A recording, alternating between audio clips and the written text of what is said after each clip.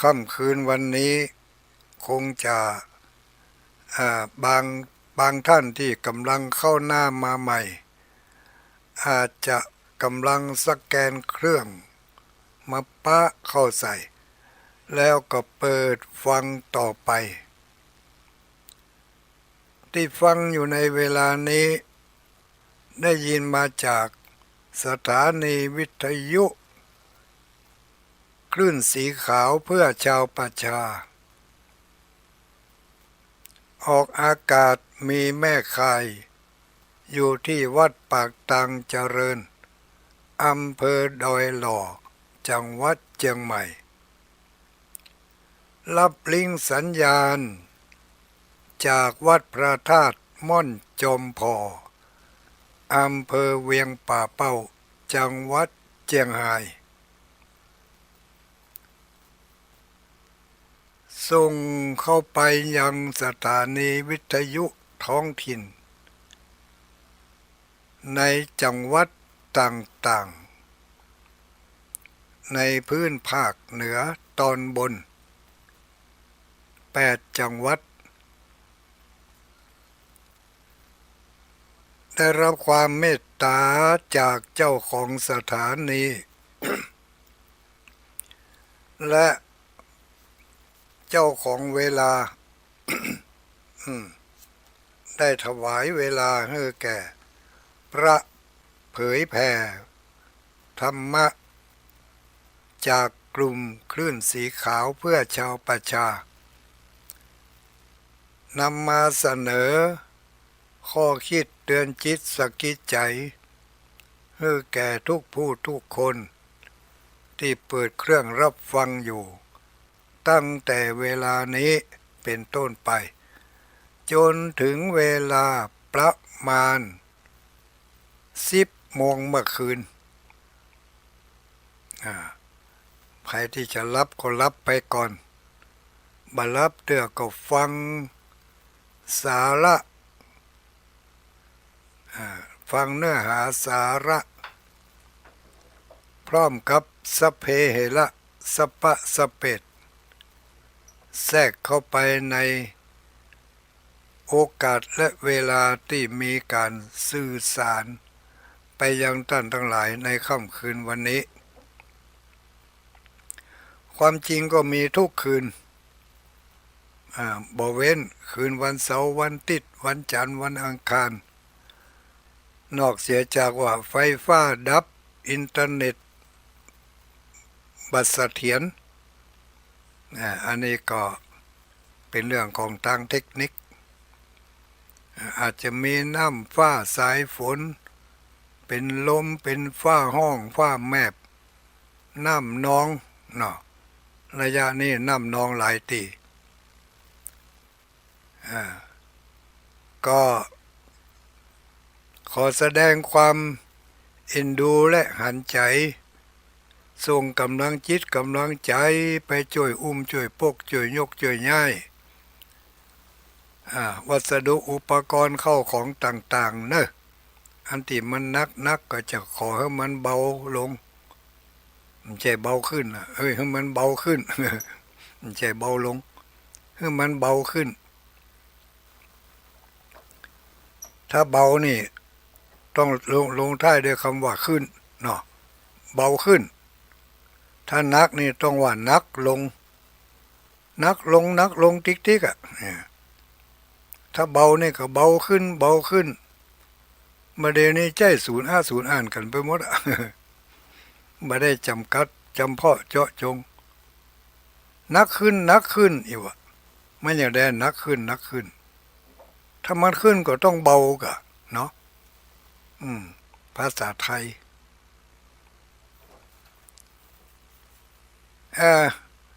ลืมบอกไปว่าค่ำคืนวันนี้เป็นคืนวันจันทร์ที่28เดือนกรกฎาคมจะสิ้นสุดเดือนที่7ของปฏิทินแล้วสำหรับเดือนเมืองเฮาเดือนทางจันทรคติ เดือนติมันขึ้นค่ำสองค่ำมื้อนี้นะติมันเป็นค่ำเนี่ยเดือนเมืองเดือนไทยก็แม่นด้วยเนาะเดือนไทยแต่คนเมืองเฮานี่เดือนนี้เป็นเดือน11ญาติโยม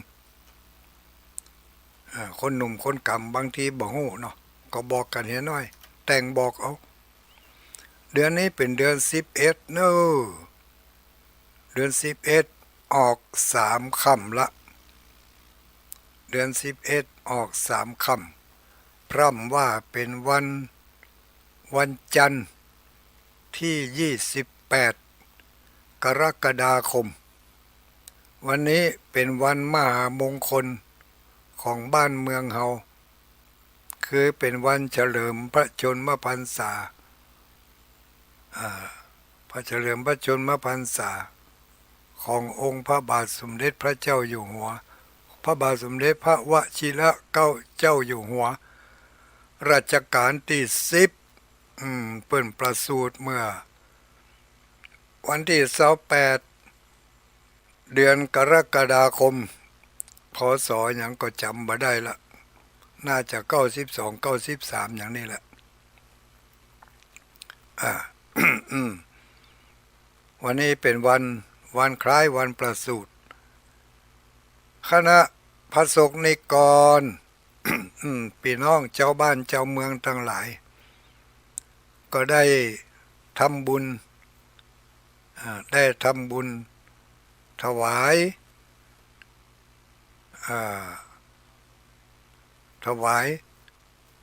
เฉลิมพระชนมายุมันว่าบักจังนะภาษา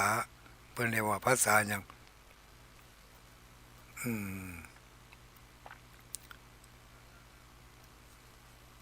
ลืมเหะ ก็ภาษาบ้านเฮาก็เรียกว่าวันเกิดเนาะวันเกิดของพระเจ้าอยู่หัววันนี้ ทั้งหน่วยงานราชการเพิ่งก็ได้ประชาสัมพันธ์มาได้จัดงานอย่างใหญ่โตแต่ว่างานที่เป็นมงคลนั้นก็จัดไปตามสมควรแก่ท้องที่ที่มันบ่มีปัญหาเกี่ยวกับบ้านกับเมืองหยังก็มันสงบดีเรียบร้อยอย่างกับบ้านเฮานี่ทางภาคเหนือนี่บ่มีปัญหาอาจจะมีที่น้ำท่วมก็ฝนตกหนักก็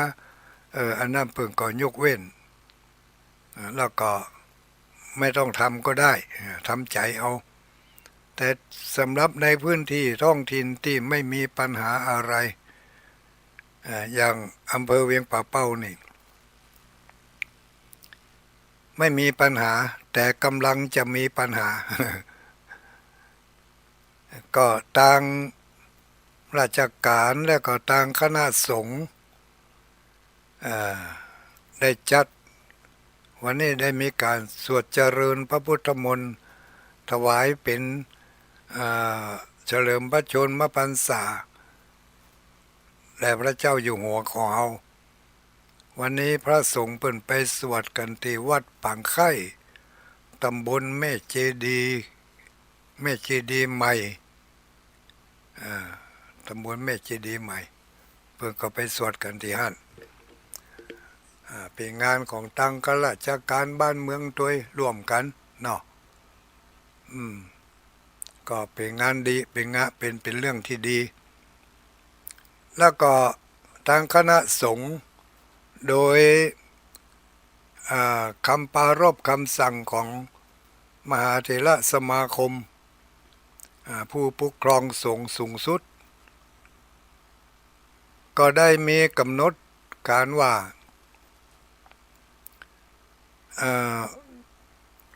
ให้มีการสวดถวายพระพรพระเจ้าอยู่หัวรัชกาลที่10นี่ทุกวันที่28ของเดือนไปจนสิ้นสุดปุ่นน่ะถ้าจะสิ้นสุดปี2568ปุ่นน่ะเนาะทุกวันที่28จะมีการสวดถวายพระพรเพื่อจะ อาศัยบุญญาบารมีพลังของพระปริตรต่างๆได้ช่วยก้ำจูประคับประคองให้พระองค์ท่านได้มีพระชนมายุยิ่งยืนนานแล้วก็มีพระสุขภาพพลานามัยสมบูรณ์แข็งแรงเพื่อจะได้เป็นล่มโพล่มไทรของหมู่พระสงฆ์นิกรก็คือหมู่เฮาทั้งหลายเป็นที่จังที่ปึ่งเป็นกำลังใจให้แก่มวลชนทั่วพื้นแผ่นดินนี้ ให้มีความร่มเย็นเป็นสุขเนาะที่ที่เขาเป็นพระที่เขาห้องเป็นภาษาเจ้าบ้านว่าเป็นพระเจ้าแผ่นดินเห็นนะเป็นพระเจ้าแผ่นดินก็เพราะว่าผืนแผ่นดินนี้ผืนแผ่นดินนี้ที่เขาอยู่ถึงมื้อทุกวันเนี่ยที่เขาได้อยู่นี่ก็เพราะได้ปึ่งพระบรมโพธิสมภารขององค์พระมหากษัตริย์ตั้งแต่อดีตมาจนถึงปัจจุบันล้วนแล้วแต่ทุกพระองค์ก็พยายามที่จะประคับประคองผืนแผ่นดินของหมู่เฮาทั้งหลายเนี่ยให้ได้อยู่เย็นเป็นสุขผืนแผ่นดินทุกตารางนิ้วเป็นกรรมสิทธิ์ของพระเจ้าอยู่หัวลูกพระบาทสมเด็จพระเจ้าอยู่หัวทุกพระองค์ที่เพิ่นได้รับอย่างได้รับราชการเป็นพระเจ้าแผ่นดินนี่เนาะว่าประจ้างแล้วเฮ้ยก็ทุกคนเขาก็สำเนียกในพระมหากรุณาธิคุณเขาจะหันได้ว่าหลักฐานอย่างต่างๆที่เขายึดครองถือครองอยู่จะเป็นโฉนดที่บ้านที่สวนที่ไร่ที่นาหรือว่าใบสำคัญต่างๆของทางราชการนั่นมีสัญลักษณ์ก็คือมีกาครุฑนี่ถ้าเป็นกาครุฑนี่จะเป็นกาของแผ่นดินไทยที่มีพระเจ้าอยู่หัวเป็นเจ้าของแผ่นดินที่เขาอยู่ถึงมื้อถึงวันนี้เปิ้นจะเอาคืนมาได้ก็ได้เพราะเป็นแผ่นดินของเปิ้นกอบกู้มาเอาเลือดเอาเนื้อเอาพละกำลังอย่างต่างๆเป็นผู้นำเราทัพจอมทัพทั้งหลายกอบกู้หรือว่าสร้างขึ้นมาในผืนแผ่นดินของประเทศไทยนี่ แต่ถึงมื้อถึงวันนี้ละอ่อนรุ่นใหม่นี่เขาบ่ใครฮู้ว่าแผ่นดินนี่มาจากไหนไผเป็นคนเอามาได้อย่างใดนะบ่ฮู้แหละเพราะเปิ้นบ่มีที่สอนในโรงเรียนให้แล้วเปิ้นตัดออกไปให้แล้วแต่ก่อนเฮาเป็นละอ่อนนี่เฮาได้เรียนอยู่ประวัติศาสตร์ของประเทศไทยมาจากไหนเนาะเก้าเงาเป็นมาอย่างใดในแต่ละยุคแต่ละสมัยนั้นมีการแย่งชิงผืนแผ่นดินกี่ครั้งกี่หนแล้วไผเป็นจอมทัพที่นำกอบกู้เอาอิสรภาพคืนมาอย่างเมืองล้านนาประเทศไทยล้านนาของเฮานี่8จังหวัดภาคเหนือนี่มีฮันเตือหรือไปตกเป็นเมืองขึ้นของพม่าเป็นเมืองขึ้นของพม่านะถูกพม่ายึดครองปกครองไม่ใช่น้อยๆเนอะไม่ใช่วัน2 วันนะที่พม่ามายึดครองเมืองผืนแผ่นดินล้านนาไทยเนี่ยเป็นเวลา200 กว่าปีญาติโยมทั้งหลายที่โยไปตกเป็นเมืองขึ้นของพม่าต้องหอดมาถึง สมัยรัชกาลที่หนึ่งก่อนรัชกาลที่หนึ่งที่เพิ่นจะสถาปนาเป็นพระมหากษัตริย์นี่ได้มาช่วยกอบกู้อิสรภาพจากพม่าไล่พม่าปิกบ้านปิกเมืองหมดทีนี้ก็พระเจ้าแผ่นดินของล้านนากับพระเจ้าแผ่นดินของตั้งกรุงเทพปุ่นช่วยกันขับไล่ออกไปแล้วเพิ่งก็ปิกไปบ้านไปเมืองตั้งกรุงเทพตั้งอย่างปุ่นจากอันมาก็มีการสืบสันตติกันเจ้านายฝ่ายเหนือเจ้านายฝ่ายใต้เนาะมีลูกบ่าวลูกสาวก็เอาแต่งงานกันเนี่ยมาจนถึงถึงยุคหลังๆนี่ที่ยังหลงเหลือเขาได้ยินอยู่ถึงมื้อถึงวันนี้ก็มีอย่างเจ้าดารารัศมีเนี่ยเนาะเจ้าอโนชาเนี่ยทางลำปางเหมือนเนาะจำชื่อมได้บอกว่าเนาะเดี๋ยวจะผิดพลาดถ้าวันหน้าถ้าจำได้ก่อนถ้าบ่ลืมจะเอามาทบทวนให้กันได้ฟังวันนี้เป็นคืนวันจันทร์เนอะ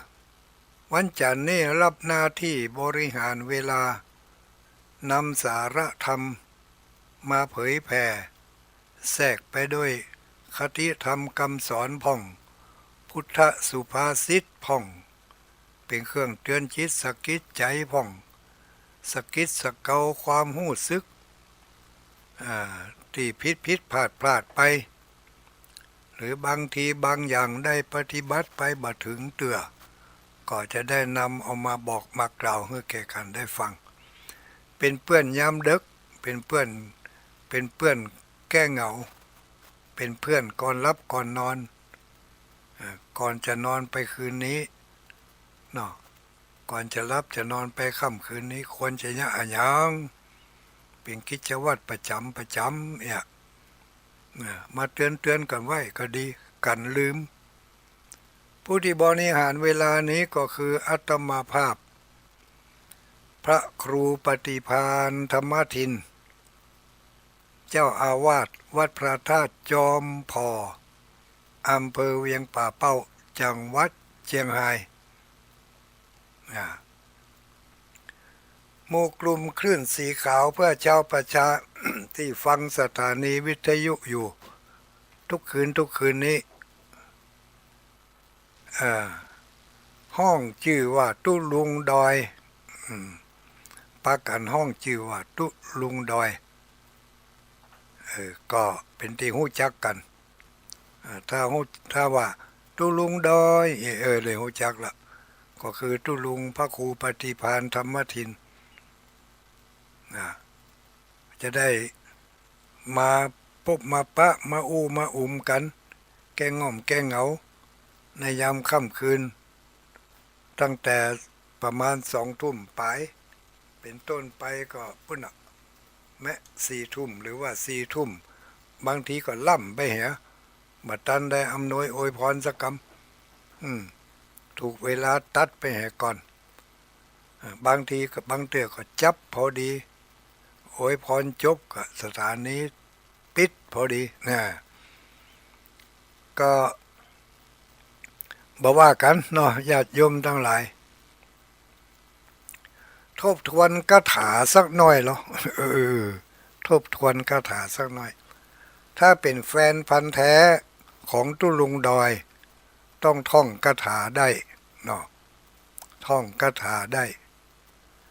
แฟนพันธุ์แท้ต้องท่องคาถาได้ที่เป็นแฟนพันธุ์บัดแท้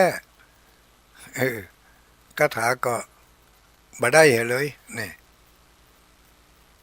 ฟังไปจากนั้นมหันได้ยังเนาะที่จริงตุลุงปั่นของดีนะเฮาเฮือวัตถุสิ่งของนี่นะบางคนก็ปะหน้าไหนก็ถามตุลุงมีของดีมาตัวก็เอาอย่างมาเฮือพ่องปั่นทุกเตือ เอาไปอันยังอสังวิสุโลปุสะผู้พระคาถาหัวใจพระพุทธคุณท่องไปเด้อท่องให้มันจำแล้วมันจะบ่ลืมถ้ามันบ่ลืมแล้วมันติดตัวติดใจติดในความจำกุ้มเจนตายมันถึงบ่หายไปไหนบ่มีไผลักไผบ่ลักเอาไปบ่ได้แล้วก็ถ้าท่องได้แท้ๆนี่มันไม่ใช่ว่าจะเป็นที่เพิ่งกะเฉพาะปัจจุบันนี่เท่านั้นยังเป็นที่เพิ่งข้ามภพข้ามชาตินี่แสดงว่าของนี่มันดีจริงๆไม่ใช่ว่าดีปลอมๆเปลี่ยนแปลงบ่ได้เป็นอมตะเป็นอมตะไม่มีการเปลี่ยนแปลงอย่างที่กำลังแจกกันในช่วงนี้ก็คือคาถาเมตตามหานิยมคาถาเมตตามหานิยมท่องไว้ให้ขึ้นใจแล้วก็เอาภาวนาไปเลยเป็นกรรมฐานไปเลยถ้าท่องไว้ภาวนาเป็นกรรมฐานทุกลมหายใจเข้าหายใจออกเนี่ยมันก็จะมีเสน่ห์ในตัวของมันจะเยิ้มออกมาให้คนอื่นคนที่เพิ่นได้หู้ได้หันก็จะหันในรัศมีนะเพิ่นเรียกว่ามันมีรัศมีเปล่งปลั่งออกมาต่างทวารตั้งหก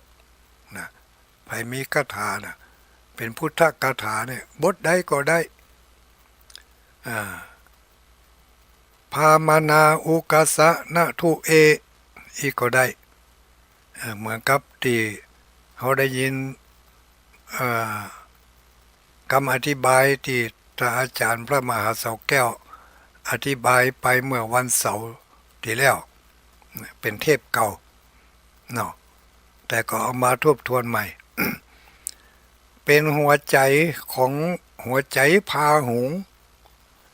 พามานาอุกาสะนะทุเอท่องไว้มันจะมีเรียกว่ามีบารมีมีรัศมียอมจะเอาชนะสิ่งต่างๆได้ ชนะมันยัง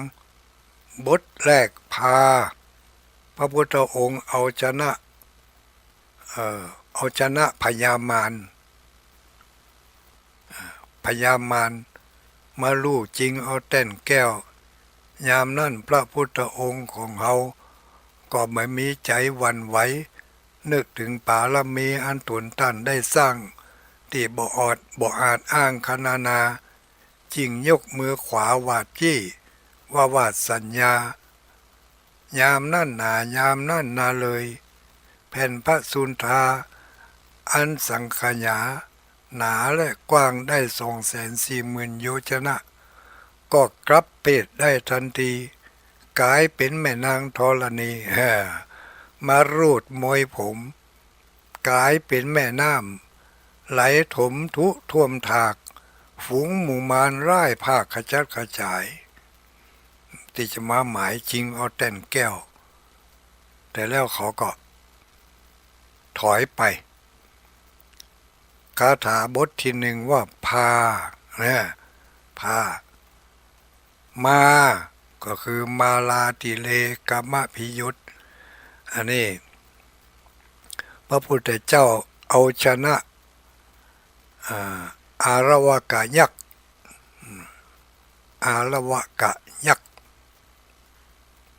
นี่ถ้าแล้วทุลุงก็เล่าไปกรรมเนาะพามานาก็คือพระพุทธเจ้าเอาชนะจ้างชื่อว่านาราคิลิง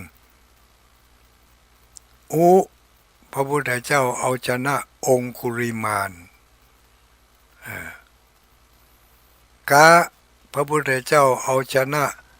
นางจินจามานวิกา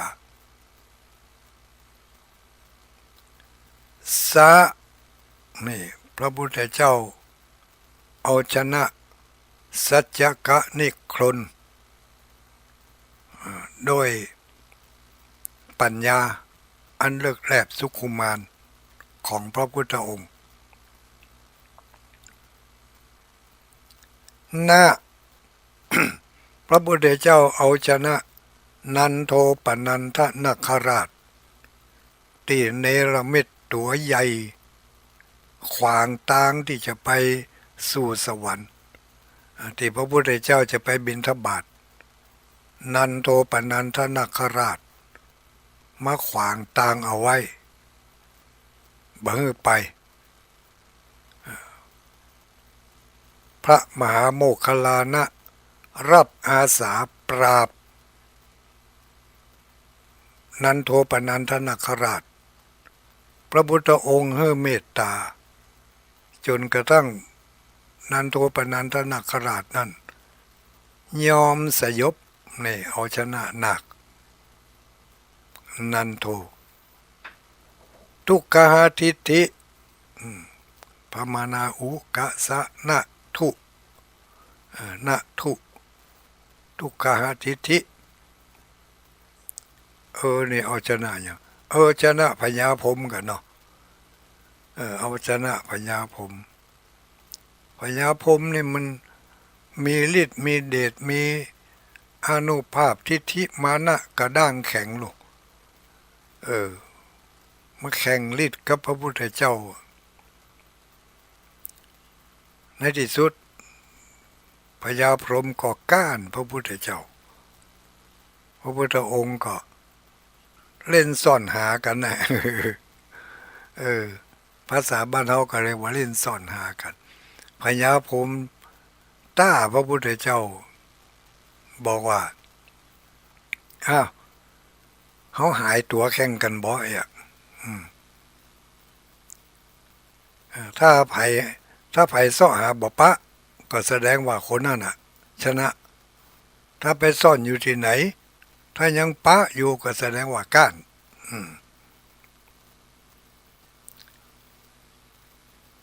พญาพรหมก็พร้อมหายตัว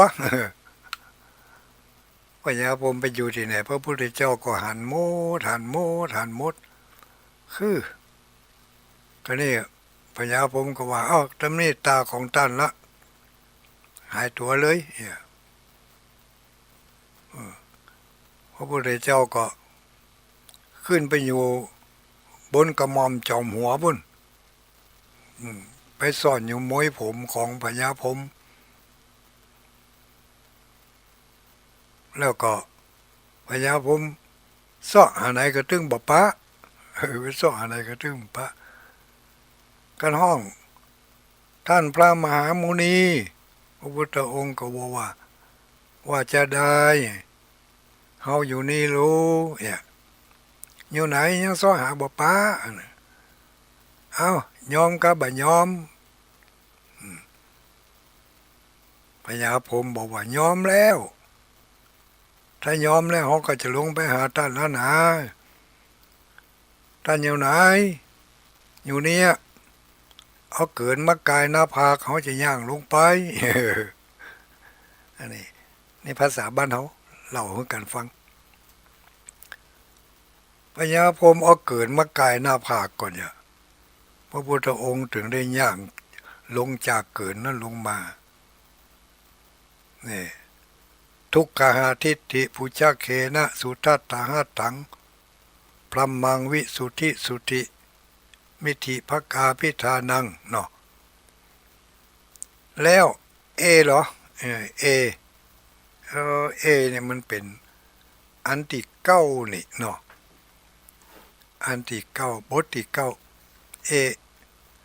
พามานาอุกะสะนะทุมันมี8 กรรมตึกทุขนาดนะแต่ว่านี่นี่เป็นบทสรุปตัมปิพุทธชัยมังคละอัฏฐคาถาโย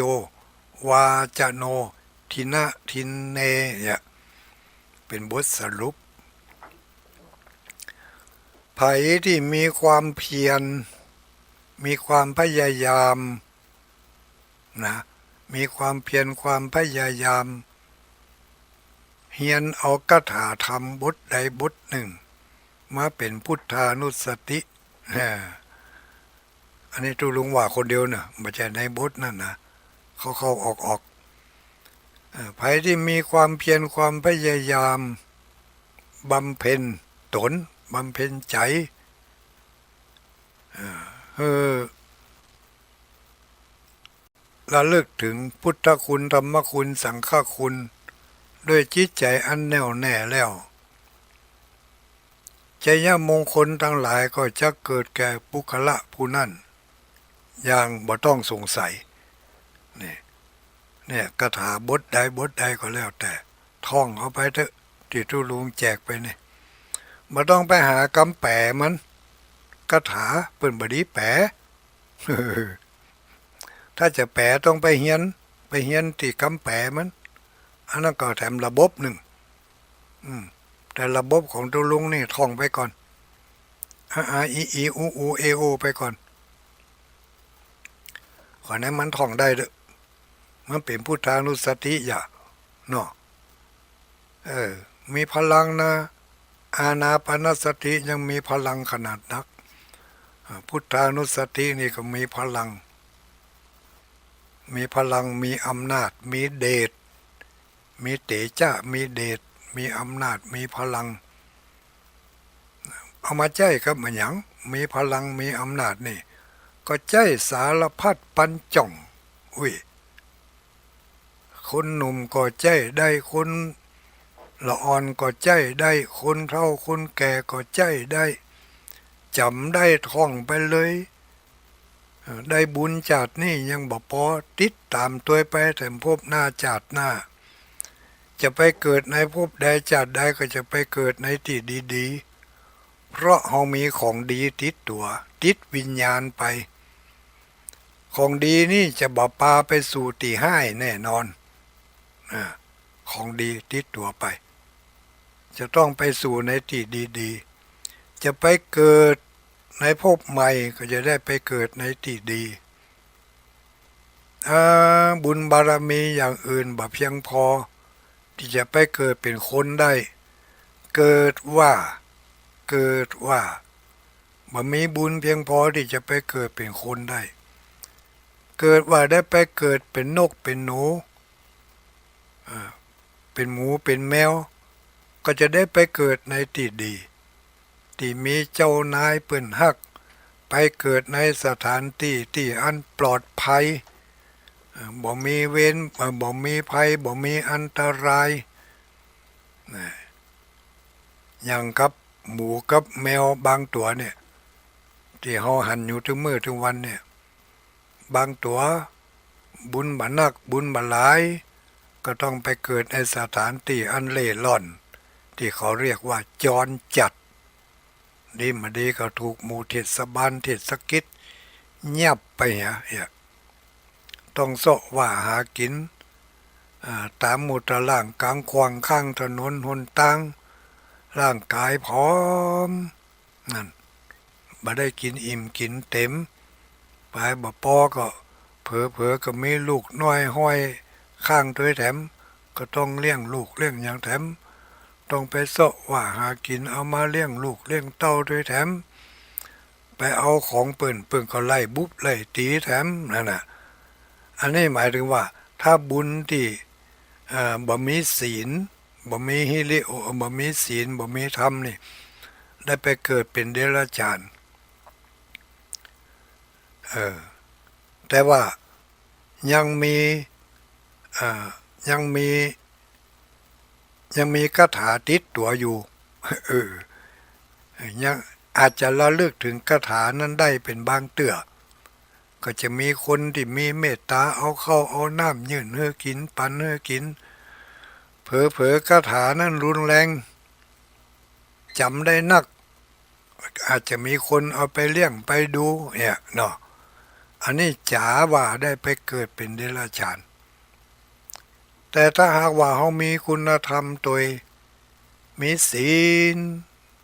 อย่างที่เฮาฮู้กันได้ยินกันกูคืนเนี่ยมีศีลตัวศีลห้าเนาะบ่เบียดเบียนบ่เข็นฆ่าบ่ทำร้ายบ่ลักเล็กขโมยน้อยบ่ช่อบ่โกงบ่เอารัดเอาเปรียบบ่ไปมีจู้มีเจิงบ่ไปเล่นคนของที่เพิ่นมีเจ้าของบ่ไปจุหลายสวนซอบ่ไปดื่มน้ำเหล้าล่อยาเมาสิ่งเสพติดทำให้สติฟั่นเฟือนก็จะได้ไปเกิดเป็นมนุษย์แหละทีนี้ถ้าเกิดเป็นมนุษย์ถ้ามีคุณธรรมโดยแถมเนาะท่องคาถาติดอกติดใจไปพุทโธเศธโธติโลกัสสมิงสปะสัตตานังเนี่ยท่องมาจนจำพุทโธเมนาโถธัมโมเมนาโถสังโฆเมนาโถคาถาบทใดก็ได้ขณะว่าท่องแท้ๆเถอะเอาจำก่อนจะรับจะนอนก่อนระลึกถึงคาถาอันนั้นตื่นขึ้นมาก่อนระลึกถึงคาถาอันนั้นไปทำการทำงานก่อนระลึกถึงคาถาอันนั้นทุกลมหายใจเข้าหายใจออกไม่จะหนีไปไหนมันติดในตัวติดในใจเป็นอุคหานิมิตเป็นนิมิตเป็นปฏิภาคานิมิตเป็นติดอยู่ในขันธสันดานนั้นแล้วเหมือนกับกากับยี่ห้ออย่างต่างๆนี่ไงถ้าติดดีแล้วไปตกน้ำก็ตึงบ่ไหลตกไฟก็ตึงบ่ไหม้ฉายะอีวะเป็นดังลมดำเงาติดเตรียมเนี่ยเตรียมตัวขอเฮาไปใจท่องให้ดีนะมันจะว่าฟังบ่ได้ฟังเอาม่วนมันก็ได้ก็ม่วนนั่นแหละตายไปก็เอาไปตัวมันได้ม่วนนั่นเผลอๆถ้าม่วนมันหมดไปก็เป็นบ่ม่วนไปเหี้ย มันมีอายุของมันนะม่วนนี่นะมีอายุของมันม่วนเนาะแต่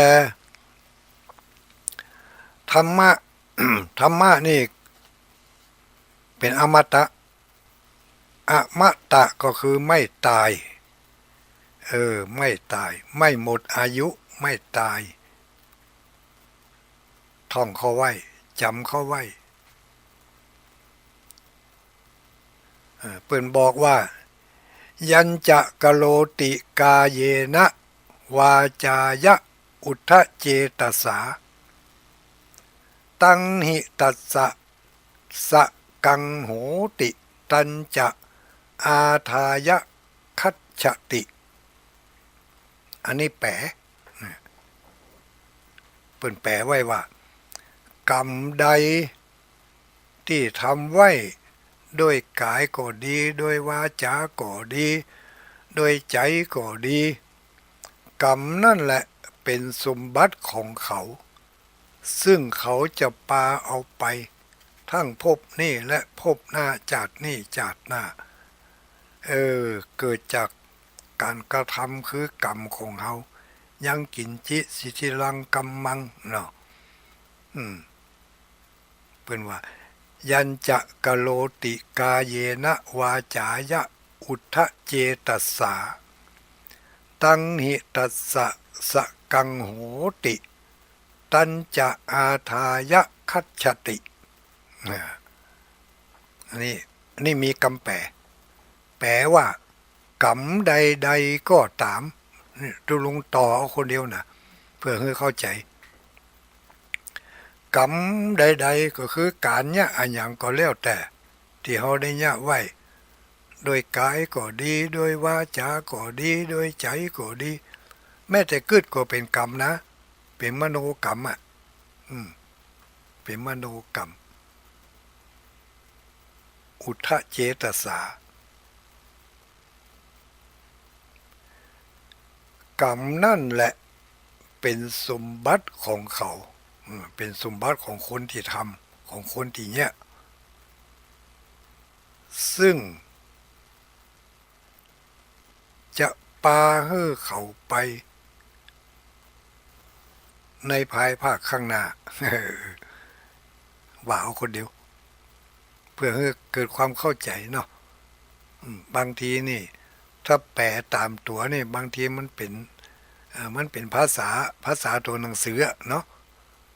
เขาเอาภาษาตัวหนังสือมาเป็นภาษากำอู้เอาภาษาธรรมมาเป็นภาษาเจ้าบ้านนี่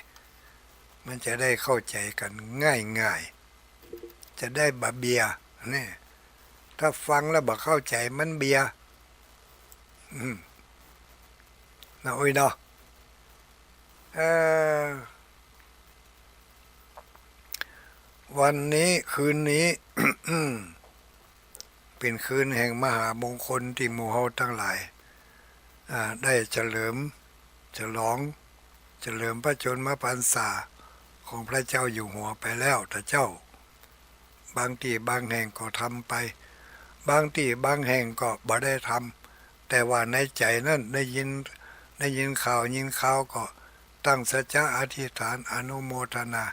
ถวายพระพรให้แก่พระองค์ท่านไปก็หมู่ทั้งหลายที่ได้ยินได้ฟังอยู่นี่ก็ส่งความปรารถนาดีส่งความฮักความเมตตาเพื่อแผ่ไปถึงแก่ผู้ที่เป็นประสบภัยด้วยนะประสบภัยพิบัติเกิดจากฝนตกก็ดีน้ำนองก็ดีน้ำท่วมก็ดีส่งกระแสจิตไปช่วยเปิ่นบางทีของนักอาจจะยกให้มันเบาใจที่มันกระวนกระวายอยู่ได้รับพลังจิตจากเฮาก็จะทำให้จิตใจนั่นมีความชุ่มชื่นเบิกบานขึ้นมาจะได้มีสติปัญญาคิดหาช่องหาทางที่จะเอาตัวรอดทุกกายแต่ใจนั่นได้รับพลังบุญจากหมู่เฮาทั้งหลายก็จะมีความอิ่มอกอิ่มใจชื่นอกชื่นใจไปโดยน้ำนองน้ำท่วมมันเป็นเรื่องของภายนอกจะห้ามมันก็บ่ได้จะยู่มันก็บ่ดีตลอดจนถึงทรงจิตทรงใจทรงความปรารถนาดีเพื่อแผ่ไปทั้งปุ่นด้วยนะทั้งภาคอีสานเขาลองรับตานึกพอเราว่ามาเดี๋ยวเนี่ยทั้งภาคอีสานเปิ้นในหลายจังหวัดนะเปิ้นได้ประกาศให้คนที่อยู่ในบ้านในจองของตนนั่นน่ะให้อพยพไปยังศูนย์อพยพเนี่ยอันนั้นนี่น้ำบ่ท่วมฝนบ่นองน้ำบ่ท่วมแต่ว่าจำเป็นต้องย้ายจากถิ่นฐานบ้านจองห้องหออันใดตันก็เอาไปบ่ได้ก็เอาละไว้หั่นเขาลังคือใจพอแล้วเขาจะเอามันอย่างไปเพิ่นบอกว่าเข้าใจเนอะออกจากบ้านจากจองไปเมื่อเดียวนี้ระเบิดมันจะมาแล้วเนี่ยก็ต้องเอาชีวิตรอดไปก่อนอันนี้มีอย่างก็ละไว้หั่นเนี่ยลองคือใจพอแล้วโอ้ถ้าบ่ไปก็ตายแท้แหละจำเป็นต้องหนีอันนี้ก็ส่งความหันอกหันใจไปให้เปิดเฮามันอยู่ไกลไปหนยากบ่อาจที่จะส่งเป็นวัตถุสิ่งของไปได้ก็ตั้งคิดตั้งใจเพื่อแผ่อาจจะไปช่วยให้เขาล่นไว้แหมน้อยมีที่ลบที่หลีกอันปลอดภัยจากระเบิดจากปืนจากสิ่งชั่วร้ายทั้งหลายเนาะอันนี้ก็แผ่เมตตาไปเนอะตั้งความปรารถนาดีอธิษฐานให้อยู่หลอดปลอดภัยจากอันตรายขอคนทั้งหลายเหล่านั้นที่เป็นเพื่อนร่วมชาติเดียวกันเป็นมนุษย์ร่วมโลกเดียวกันก็ขอให้สงครามมันยุดไปได้ในระยะเวลาอันสั้นด้วยพลังแห่งความปรารถนาดีของหมู่เฮาทั้งหลายหลายพลังเข้ามันก็มีส่วนช่วยจากนักกลายเป็นเบาด้วยความปรารถนาดีเฮาให้สิ่งดีๆแก่ผู้อื่น สิ่งดีๆเหล่านั้นก็จะสะท้อนย้อนมาหาเฮานั่นเอง นะคะแนนมาเฮาจะไปอิจฉาริษยาฟังข่าวอันหยังก็ให้มีสติสตังค์จะไปเชื่อง่ายจะไปเชื่อง่าย จะไปงมงายเขาเจน ดีมาดีก็จะตกลุ่มตกจม มีหลายข่าวหลายอัน โอ้บ้านเมืองเฮามาเดียวข่าวสะปะข่าวเนาะที่ได้ยินมาล้วนแล้วแต่เป็นสิ่งที่บ่พึงประสงค์บ่พึงปรารถนาทั้งนั้นเป็นข่าวไล่ๆไปบ่ปอยสดเข้ามาตั้งใกล้ตัวเฮาแถมน้อย ใกล้อย่างใดก็ข่าวเกี่ยวกับวงการของพระศาสนานี่แหละพระสงฆ์องค์สังฆเจ้าพ่องพระธรรมคำสอนพ่องศาสนานั่นเปิ้นมีหลักของเปิ้นอยู่อย่างนั้นน่ะเที่ยงตรงเป็นกลางเป็นอมตะแต่ว่าคนที่นำมาเผยแผ่นี่ก็ถ้านำมาเผยแผ่ด้วยอคติถ้านำมาเผยแผ่ด้วยมีหวังผลประโยชน์แอบแฝงอยู่มันก็ไปกันใหญ่อะเนาะเขาก็ต้องกลั่นกรองเอาเนอะเนอะเท่าจะแลแก่ชรามาละมีอย่างพุทโธเสโธติโลกัสสมิงสัพพะสตานังกะเอาไว้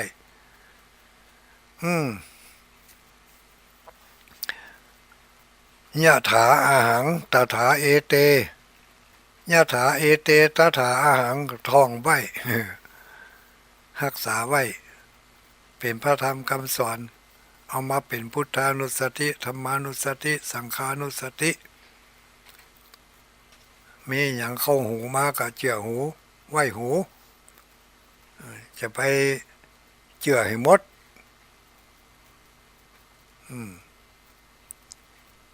เจือหูไว้หูใจพินิจพิจารณาไตร่ตรองดูเปิ้นว่าทุกเจ้าตัวนั้นบดีวะไม่ยิงคนนั้นบดีวะก็ฟังไว้จะไปแจ้งไปด่าเขาทุกเจ้าบดีก็บ่ได้ไปด่าเปิ้นเป็นบาปเขาคนบดีก็จะไปด่าเขาเป็นบาปกับเขาอย่างที่ทุลุงเคยว่าถ้าเขาไปด่าเขาเนี่ยเขาจะได้ยินหรือบ่ได้ยินก็ตามแต่เฮานี่แหละเป็นคนได้ยินก่อนเปิ้นเพราะว่าหูกับปากเฮาเนี่ยมันห่างกันบ่ถึงคืบแค่ฝ่ามือเดียวเฮาต้องได้ยินก่อนเฮาไปยกย่องสรรเสริญเปิ้นเรียกว่าสร้างความดีด้วยวาจีด้วยปากเนี่ยก็เฮาเนี่ยได้ยินก่อนเฮามีความชื่นอกชื่นใจก่อนเปิ้นเนาะ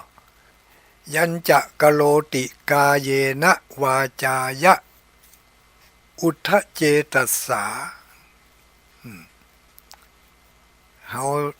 ฮาทำกรรมดีเฮาก็ได้ดีก่อนเอื้อเฟื้อเผื่อแผ่ช่วยเหลือเจือจานแบ่งปันสิ่งของที่มีอยู่ให้แก่คนที่ควรให้ไปทำการทำงานเอาบ่าเอาแหงไปช่วยกันอย่างในระยะนี้ต้องเอาบ่าเอาแหงเขาช่วยกันพี่น้องตั้ง ญาติโยมพี่น้องตั้งบ้านตุ่งน้อยขุนเมืองงามห่างตำปางิ้วอันนี้ไปรับลึงเขาเจนเนอะ ได้ยินเสียงปอมแปมมาเข้าใจลูกไม้นะ ได้ยินข่าวหันข่าวมาแรงนี่น้ำจะล้นเขื่อนแล้ววะแต่ว่าตั้งเจ้าหน้าที่เพิ่งก็ระบายละระบายเพื่อจะรองรับน้ำฟ้าสายฝนที่มันจะตกมาเขื่อนไม่ฉังเข้า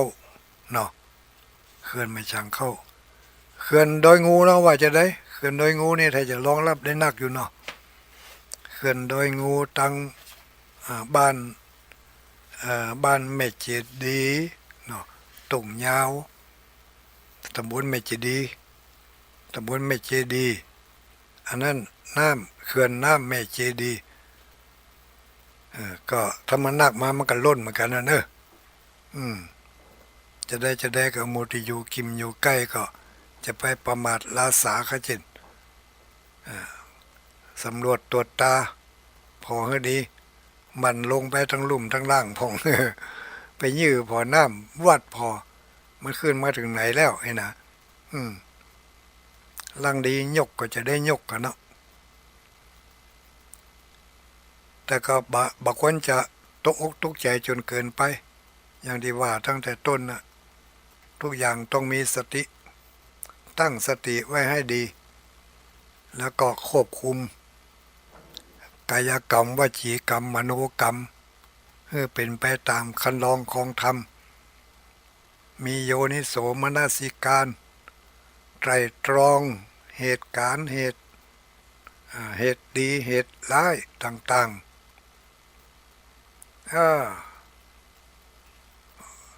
มาเดี๋ยวนี้ใจเวลาแบ่งปันสารธรรมมาสเพเหระสปะสเปดจับต้นจนปลายได้พ่องบ่ได้พ่องก็บ่ว่ากันเนาะว่าได้อุ้ยทั้งหลายฟังกันอยู่ก่อนนี่รับไปแล้วก็โอ้รับจังเด้อคนที่บ่รับก็ฟังต่อไปคนที่รับก็รับต่อไป รับเพิ่งมีความสุขมีความสบายก็แล้วกันอุ้ยเอ๋ยประกาศอนุโมทนาให้น้อยเนาะโอ้9 โมงป่ายน้อยแล้วเหรออันนี้ประกาศอนุโมทนาแสดงความยินดีปรีดาอนุโมทนาสาธุกับผู้ที่มีจิตศรัทธาเดี๋ยวแบ่งคอมก่อนดีจะหายทั้งหมดวันที่28วันจันทร์คืนวันจันทร์ที่28เดือน11ออก3 ค่ำคืนวันนี้เอาไปฟังโทรมาเถอะย่ำอย่างนี้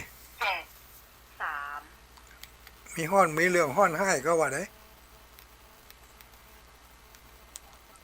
มีเรื่องห้อนให้ก็ว่าจะได้มีเรื่องห้อนเรื่องให้ก็ถ้ามาเจอเรื่องห้อนเรื่องให้ไปฟังโทรมาเถอะ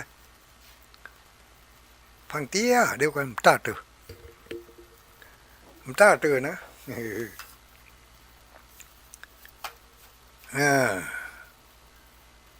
ประกาศอนุโมทนาขอบคุณขอบใจกับญาติโยมทั้งหลาย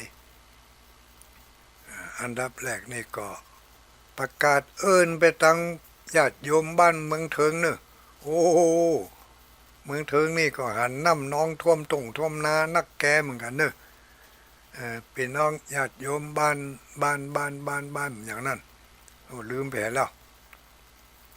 ที่เป็นห่วงเป็นใยเรื่องสุขภาพเป็นห่วงเป็นใยเรื่องสุขภาพทุลุงใครทุลุงหายเจ็บหายปวดอีวะหายแล้วเนอะเดี๋ยวนี้นะ หายไปจัดนักเหลือน้อยเดี๋ยวเอาไว้ขึ้นตึงหามันเบื่อมันหายเสี่ยงเถอะเอาไว้ขึ้นตึงหามันขอบคุณขอบใจที่เป็นห่วงเป็นใยอยากจะให้ทุลุงหายเจ็บหายปวดหายไปพ่องหายไปจันนักแต่ว่าไปเอาลำปางอยู่วันพูกว่าจะไปเชียงใหม่ว่าไปบ่ได้สักคำต้องขอสุมาอภัยนะก็ขอเอารายการนี้ที่ปวินานเคยจัดรายการที่สถานีวิทยุคลื่นสีขาวนี่มาก่อนตุลุงดอยที่เป็นผู้ที่มาล่ามาลุ้นในเครือข่ายเดียวกันก็ขอตั้งจิตอธิษฐานขอให้ดวงจิตดวงวิญญาณของปวินาน ที่ได้ถึงแก่กรรมไปที่จะนำสรีระร่างกายไปทำการชาปนกิจในวันพรุ่งนี้ที่ตั้งดอยหล่อตั้งอย่างพวกนะตั้งเชียงใหม่เพิ่นเป็นโฆษกสถานีวิทยุคลื่นสีขาวของเฮานี่มาเมินนานนักแกกึดใจว่าจะไปร่วมกับทำบุญกับเปิ่นครับท่านมหาเสาพระเจ้าท่านมหาเสามาจวนก็เป็นอันว่าไปบ่ได้เนอะไอ้หนานเนอะตัวลุงก็จะขอฝากจิตฝากใจฝากบุญฝากกุศลที่ได้กระทำบำเพ็ญมาส่งไปให้ปู่อินานให้ดวงจิตดวงวิญญาณของปู่อินานได้ไปสู่สุคติตามที่ปรารถนาอย่างเจ๊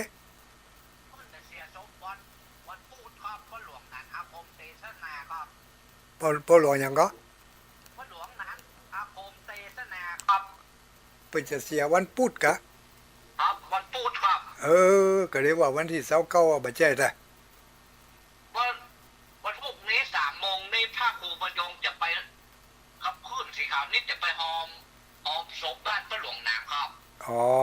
เปิดไปหอมเนาะวันพุธเนาะครับวันพุธ3 โมงมะแรงไปหอม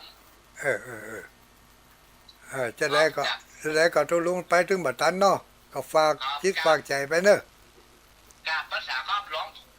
ปู่ขอบคุณมากเจอันนี้เจเป็นคนคุมเครื่องขึ้นสีขาวถึงมื้อถึงวันนี่นะโอ้ถ้าบ่ได้เจนี่ยุ่งเนอะเอารายการนั่นเข้าเอารายการนี่ใส่เนี่ยเจก็เพื่อความเข้าใจเนาะวันพรุ่งนี้คลื่นสีขาวไฟของทุกเจ้าและคนบ้านเป็นจะไปให้ไปหอมไปร่วมทำบุญกันอาจจะเป็นเจ้าภาพสวดอภิธรรมตัวอย่างตัวพายุกิมอยู่ใกล้ห้างก็ไปร่วมกับเปิ้นขออนุโมทนา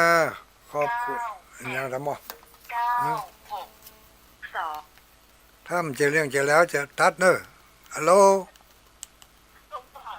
เฮ้ยว่าอะไรว่ามาเลยอะไรใครเอ่ยว่าอย่าง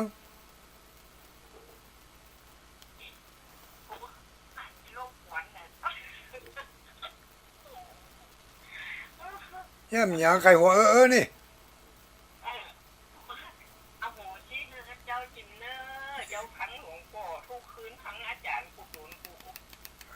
ถ้าไอ้นี่บ่ต้องอุ เพราะว่าเนี่ยบ่ได้เปิดสายอู้กันเตือนแน่ไปฟังเตี้ยกะถ้าบ่ใจเรื่องสำคัญห้ามโทรเข้ามาในเวลาอย่างอีนี่ต้องมีกติกาฟังธรรมหู้ธรรม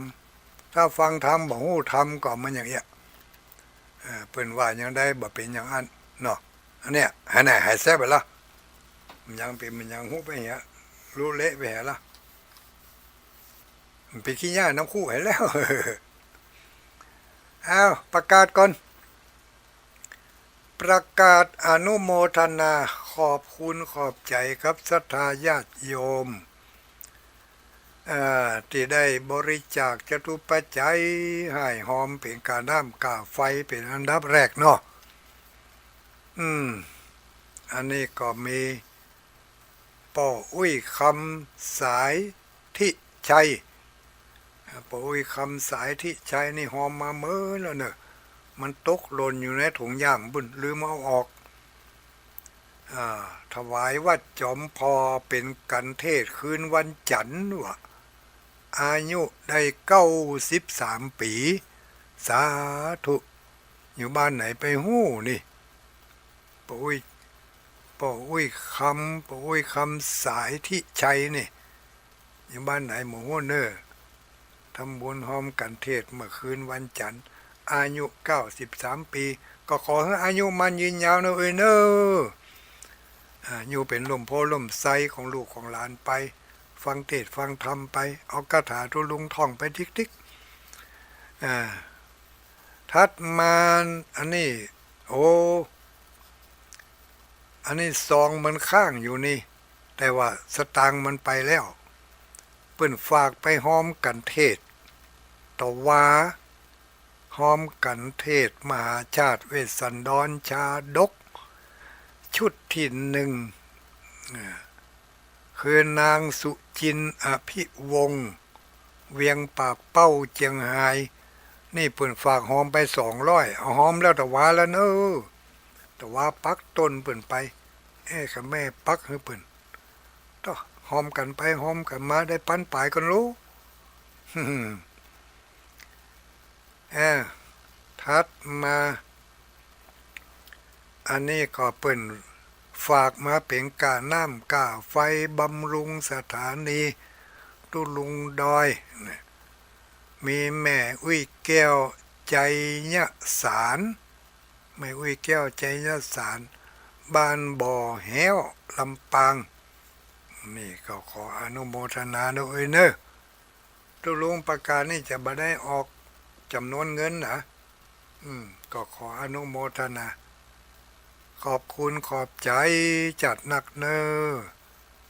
แต่ว่าไปปะญาติโยมบ้านโป่งเทวีก็เอาไป1รถตู้ตังเวียงปับเป้านี่ก็เอาไป1รถตู้ไปปะกันปุ่นไปปะใส่แม่อุ้ยพรแม่อุ้ยพรชัยลินก็เนาะถ้าจะแม่นเนาะถ้ามาใช้อินแม่อุ้ยพรชัยอินในตะบ้านโป่งเทวีลูกเวียงป่าเป้านี่ก็ฝากซองมานี่เป็นกาน้ำกาไฟกาบำรุงอินเทอร์เน็ตนี่เนาะก็ขอให้มีสุขภาพสมบูรณ์แข็งแรงเนอะทัดมามีแม่อำนวยสายเครือวงบ้านม่อนหินแก้วตำบลวังเป้าอำเภอเกาะคาจังหวัดลำปางหนาอันนี้ก็ฝากหอมส่วนตัวตุลุงเอาไปใจยังก็ตามใจยังซื้อน้ำปูมากับนอกันอุ้ยเนาะ แม่อุ้ยอำนวยเนอะสายเครือวงหอมมาขอสาธุอนุโมทนาทัดมาก็มีคุณโยมแม่สีจันชัยวังเย็นบ้านหนองแหวนหมู่4ตำบลตาสาราอำเภอเกาะคาจังหวัดลำปางอันนี้ปะกันตะวากันนี่เนาะนั่งอู้กะหันอยู่เขาควายมันว่องแล้วรู้อีว่าแต่กะเขาควายมันว่องบุญมีมตายเขาควายลังว่องว่องปะกันละเนาะฟังอยู่ก้านี่แม่เว้ยทั้งหลายนี่เนาะทัดมามีแม่เกียงคำสิริวงศ์บ้านสีหมวดเก้าแม่เกียงคำสิริวงศ์บ้านสีหมวดเก้าอันนี้ก็ฝากจตุปัจจัยให้หอมมาอันนี้เป็นซองขาวบ่มีชื่อถ้าจะเขียนบัตรตันเขียนบัตรตันก็ไม่เป็นไรเนาะก็ฝากมาในซองนี้มีตัวได้หมู่เนอะถ้าจะเป็นหมื่นอยู่ก็ขออนุโมทนากับศรัทธาญาติโยมทั้งหลายที่เอาปัจจัยใส่ย่ามบ่มีซองบ่มีอย่างนั้นก็ขออนุโมทนาเนอะหลายผู้หลายคนบัดท่านได้ใส่ซองบัดท่านได้เขียนชื่อเขียนเสียงอย่างก็ได้บุญด้วยกันตึงหมู่ตึงมวลเทวดาเทวบุตรเป็นหู้เป็นหันใจของเขาเป็นผู้รับหู้รับทราบมาได้รับอนุโมทนาบุญนี่ก็บ่หนีไปไหนเนาะก็เป็นตีน่าอนุโมทนากับศรัทธาญาติโยมทั้งหลายยังมาเสี่ยงด้วยนะอันนี้มาทางไปรษณีย์ทางไปรษณีย์อันนี้คุณป้อทมแม่ทองหน่อยม่ายองพร้อมด้วยลูกหลานทำบุญกาน้ำกาไฟ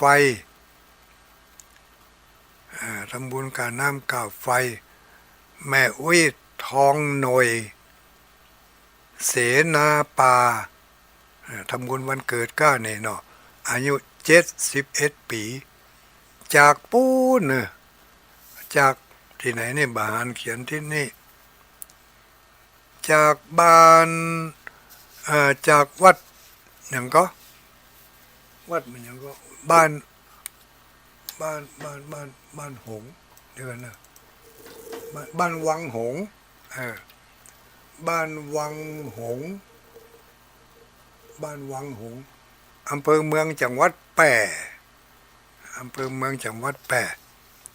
อันนี้ฝากถวายพระครูอภิวัฒนวิกรมป่อทมแม่ทองหน่อยมายองพร้อมด้วยลูกหลานทำบุญกาน้ำกาไฟอายุ71 ปีเดือนกรกฎาคมวันที่28โอ้ปอกันถึงพระเจ้าอยู่หัวรู้นี่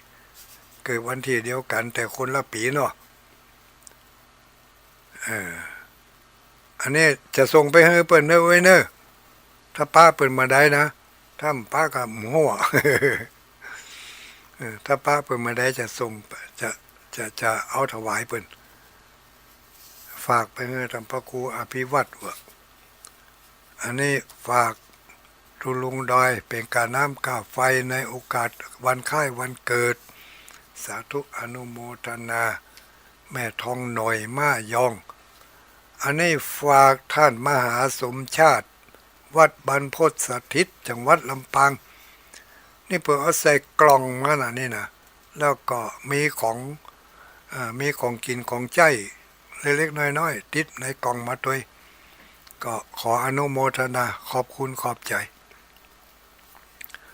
ถึงไปรษณีย์แล้วก็ทางอินเทอร์เน็ตทางไลน์ทางอย่างนี้ก็มี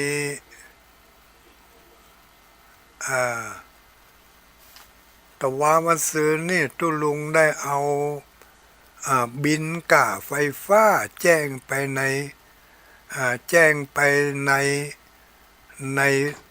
ในโทรศัพท์เนาะแล้วก็มีผู้หันดีหันชอบร่วมทำบุญเป็นเจ้าภาพจ่ายค่าไฟให้มีวันนั้นมี1 บินนั่น300 ปลายแล้วก็บินแถม100 ปลายแถม2 บินที่2บินที่3นี่4,000 ปลาย4,000 ปลาย3 บินครบแล้วเนอะไผจะห้อมก้าไฟฟ้าเดือนนี้หมดสิทธิ์แล้วเอาไว้เดือนต่อไปจะแจ้งให้ทราบทางเฟซทางไลน์เนาะสำหรับผู้ที่เป็นต้องการจะถวายการน้ำกาไฟโดยตรงไปเลยยิงเข้าตีโคตรกาไฟฟ้ามีคนจ่ายเงินแล้ว4,000 ปลายเดือนนี้หมดไปแล้วก็ผู้ที่เป็นหอมมานี่ก็จ่ายการย่อยๆเนอะเอาไว้ยามอับยามจนยามที่บ่มีไผมาจ่ายเขาก็เอาจ่ายกันที่เปิ้นจ่ายเป็นรายส่วนตัวไปก็จ่ายไปก็ขออนุโมทนาขอให้ชีวิตโชติช่วงรุ่งโรจน์โชติช่วงชัชวาลอย่าได้อดอย่าได้กั้นอย่าได้อยากอย่าได้เข้าสู่ในที่มืดมิดขอให้มีความสว่างไสวในชีวิตและการงานทุกสิ่งทุกประการผู้ที่ให้ที่หอมมากาน้ำกาไฟเนาะอันนี้ไผ่ดำสดมานี่อันนี้มันใจอันนี้มันตาด้วยอันนี้ไหนได้ประกาศก็ประกาศไปเนี่ยเดี๋ยวจะได้รับสายตอนนี้ประกาศอนุโมทนาขอบคุณขอบใจกับศรัทธาญาติโยมทั้งหลายที่ได้ร่วมกันทำบุญสุนทานเนาะเขาก็อยู่กันได้กะตะเอะ กินตานกินไปตานไปเพิ่นมีบุญมีงานที่ไหนก็ไปได้ก็ไปบ่ได้ก็ส่งจิตส่งใจไปอนุโมทนากับเปิ้นจะไปบืนปากใส่เปิ้นจะไปว่าเปิ้นอวดดีจะไปว่าเปิ้นท่านั่นท่านี่มันจะเป็นวจีกรรมนะวจีกรรมมันก็บ่ไปไหนอะวจีกรรมนี่ก็จะติดตามตัวของเฮาไปจะเป็นสมบัติของเฮาตลอดถึงพบนี่พบหน้าเนออย่างที่สุภาษิตพุทธสุภาษิตที่ว่าไว้ตะเกียยัญจะกโลติกาเยนะวาจายะอุทธเจตสาตังหิตัสสะสกังโหติตัญจะอาทายะคัจจติกรรมใดไผทำไว้โดยกายโดยวาจาโดยใจกรรมนั่นแหละจะเป็นสมบัติของเขาทั้งในภพนี้และภพหน้าติดตามเขาไปตลอดถึงมื้อถึงวันเนี่ยก็กรรมที่เขาได้มาเกิดเป็นคนนี่เนาะ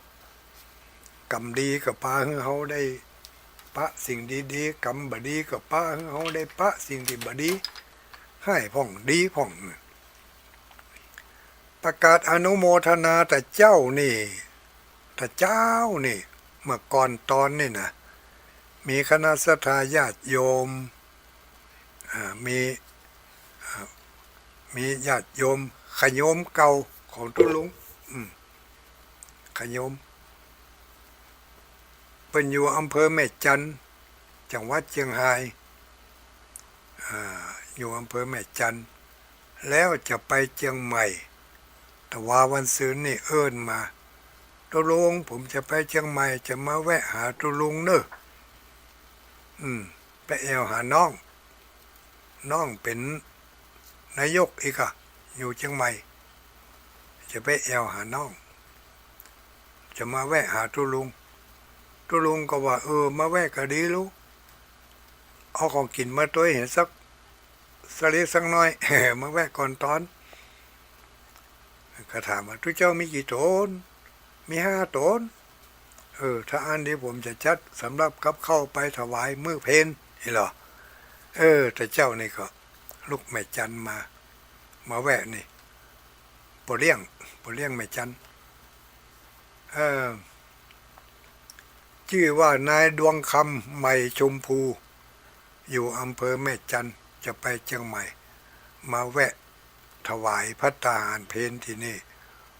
พร้อมกันนั่นก็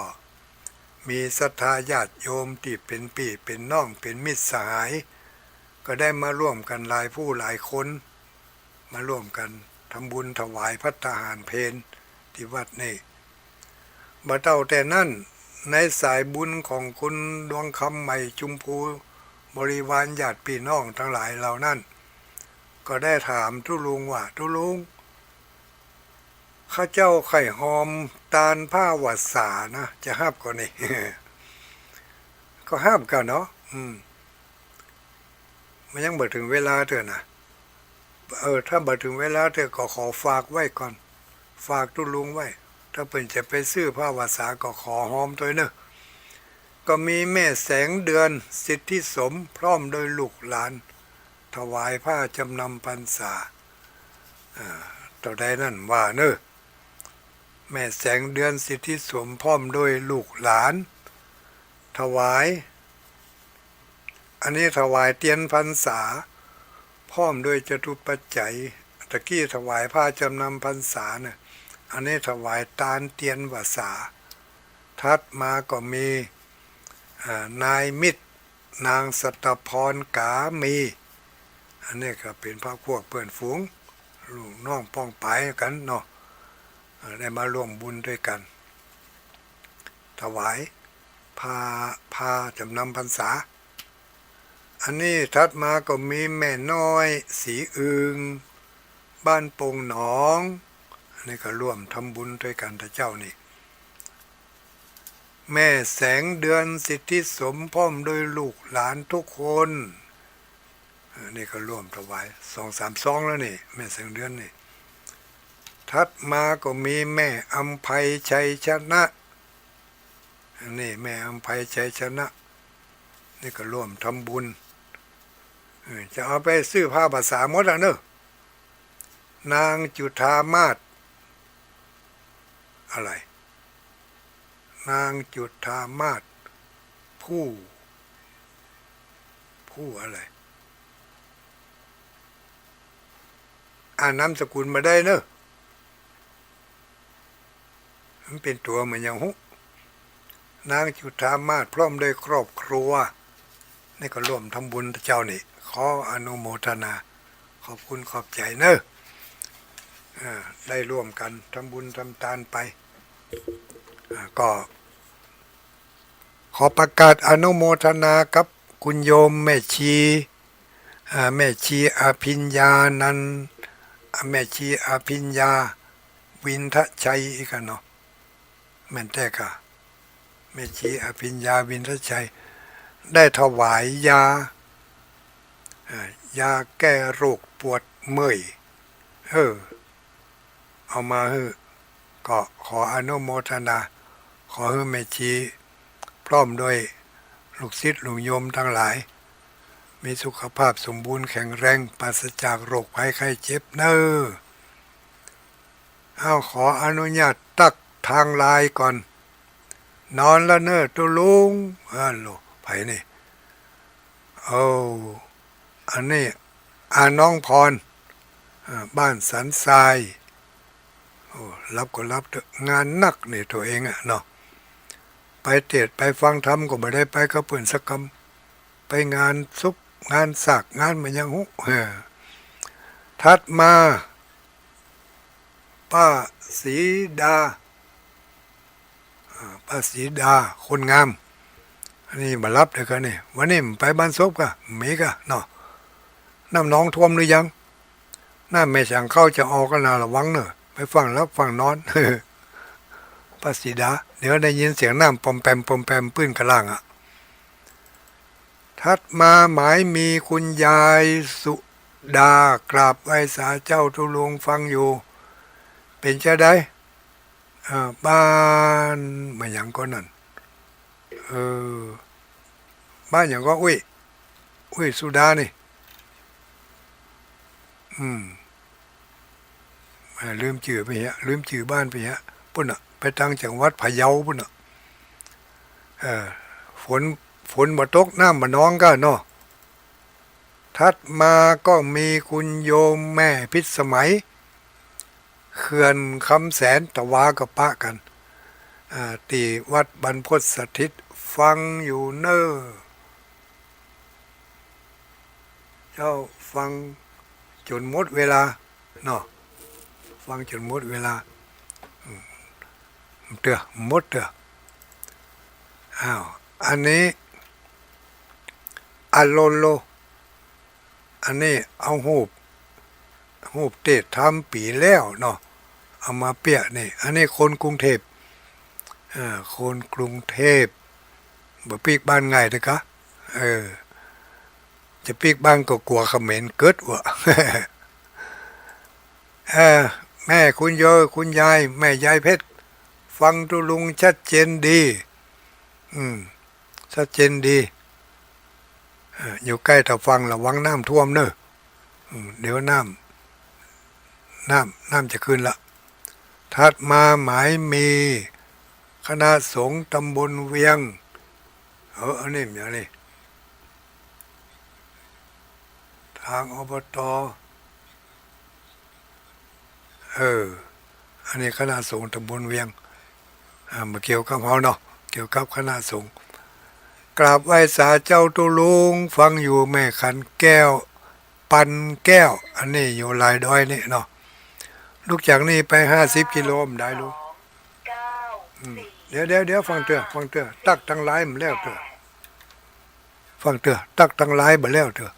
มาถ้ากลัวเวลากำลัง9 โมงปลายอยู่9 โมงกำลังจะกึ่งนี่ไปฟังเถอะเอาลายใดลายนั่นเดี๋ยวมันจะยุ่งกันแม่สายฝนจันกุณะ อันนี้มาจากบ้านน้ำดิบเนาะบ้านน้ำดิบป่าซาง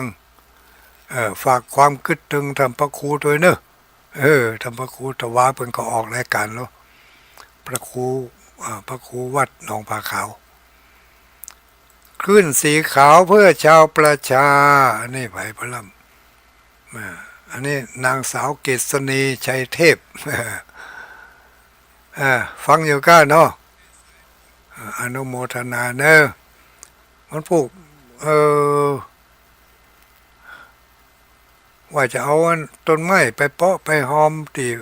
พุทธมณฑลนะก็ไม่ได้ไปท่อมมาเดียวมาได้หมูจะได้ไปเนี่ยเดี๋ยวรอสุขภาพให้มันแข็งแรงสักหน่อยก่อนไปแล้วมันนั่งไก่ลำไปก็เดี๋ยวก็บ่ใครอะละมันจักยาวกราบไหว้สาธุลุงแม่อุ้ยบัวค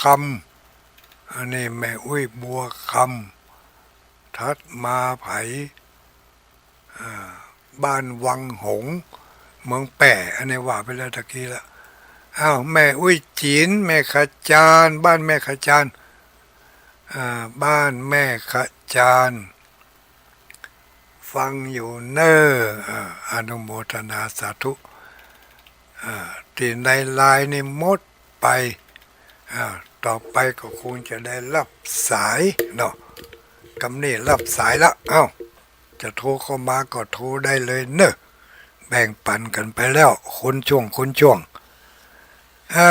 ก่อนอื่นก็ขออนุโมทนาขอบคุณตั้งเจ้าของสถานีทุกสถานีที่รับสัญญาณจากคลื่นสีขาวเพื่อชาวประชา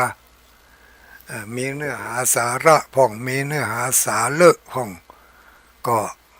เลอะเทอะไว้พ่องก็ขอสุมาอภัยกับครูบาอาจารย์ทุกรูปทุกองค์ที่ได้โปรดเมตตาเนาะได้โปรดเมตตารับฟังสัญญาณจากคลื่นสีขาวเพื่อชาวประชาเป็นกำลังอกกำลังใจกำนี้รับได้ละเนอเจริญพรสาธุเอาละล้วนละจะโลหับก็ล้วนละเจริญพรเดี๋ยวโทรเข้ามาใหม่เนอะเพราะว่าตอนนี้โทรศัพท์มันยุ่งโหยออกคำก่อนเจริญพรทำไมดักปิ้งว่าได้ดักปิ้ง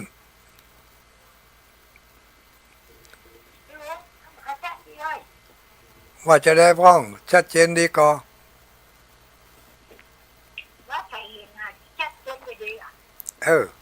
ไม่ไว้พรชัดเจนดีก่อน้ำน้องท่วมบ้านหรือยังน้ำมาท่วมเด็กอะ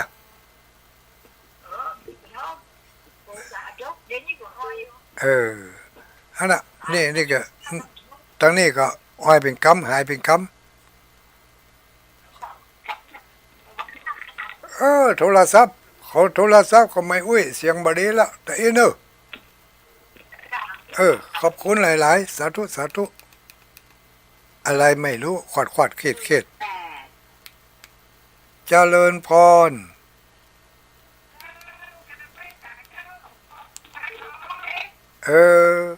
ถ้าจะเป็นโทรศัพท์ของเฮานี่ฟังอยู่เนออ่านฟังคือ560เสียงดังฟังชัดดีเนอหลวงพ่อเนอเป็นจะได้พ่อน้ำไม่ปานขึ้นหรือยังน้ำถึงน้องเจ้าน้องน้อยน้องขึ้นหมอกสีเหลืองเนี่ยเนาะเจ้าหมอกสีเหลืองแล้วเนาะเหมือนตั้งวันเกิดนะเจ้าเนาะน้อยเจ้าน้ำบ้านเฮาน้ำมันนักเจ้าอนุโมทนาขอบคุณหลายๆสาธุรับดีฝันดีโชคดีมีใจ0932722499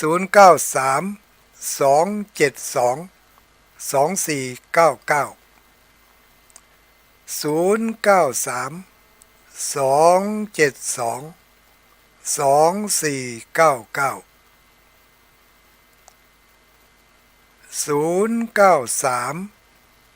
272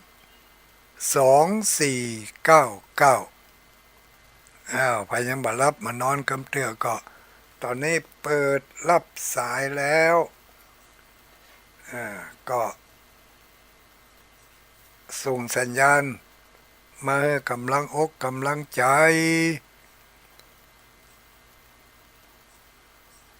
กำ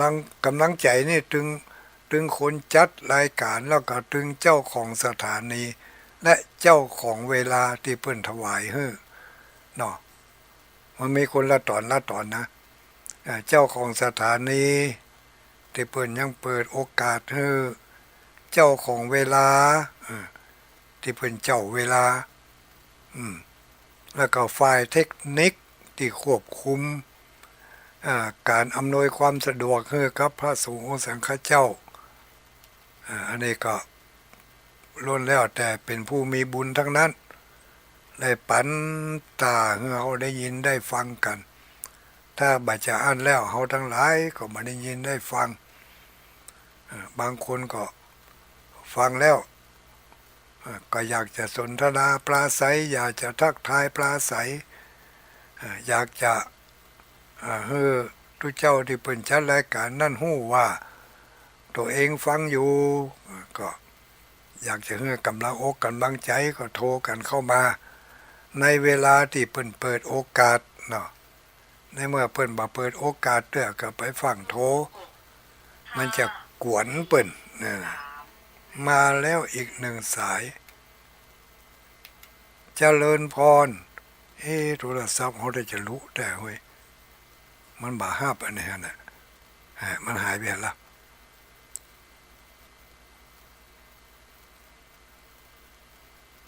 มันหายไปไหนนี่เปิดหับสายแล้วมันมาดังอันนี้มาได้แกล้งเลยนี่นะเปิดหับสายแล้วมันมาดังเว้ย ก็ว่ามันมาได้เสียบไฟทานก็มีอยู่นี่นั่นแหละถ้ามันดังทูอินตะแกผมเนอะ8 สายที่8แล้วเดี๋ยวเนี่ยที่บ่ได้ห้าเปิ้นสายที่9แล้วดู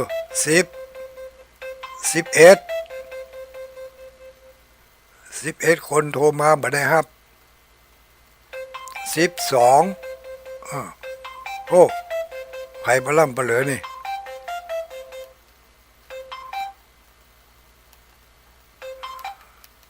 อันนี้แสดงว่ามันบ่ได้ฮับมันค้างไว้เว้ยมันค้างไว้บ่ได้รับมันก็มาดังมาลุ้นมันมาดังเอามาลุ้นดูโอ้บ่ได้การเหรอกะไผฮู้พอนี่เนี่ยจะได้นี่แต่มันดังทูนี่สายที่มันค้างมันบ่ได้ฮับ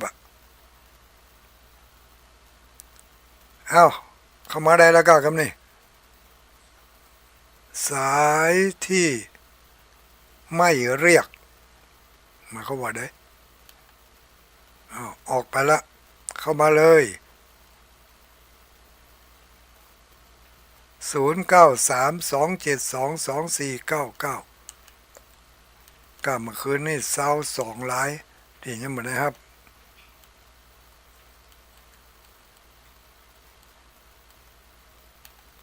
โ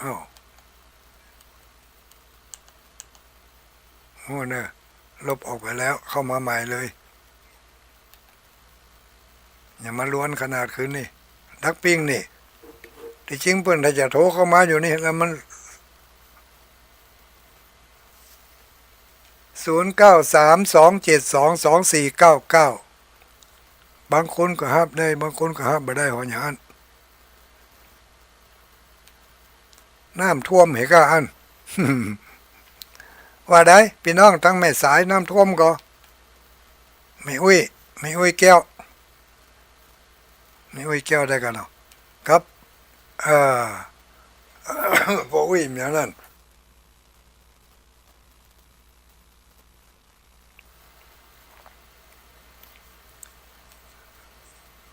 อย่างดักปิ้งหายเสียหมดมีก็ข้อความส่งมาเนี่ย มาลังได้เปลี่ยนโทรศัพท์ให้เขาอีกก็หาเปลี่ยนเมื่อใดเนี่ยเมื่อ3 ปีที่แล้วนี่นะ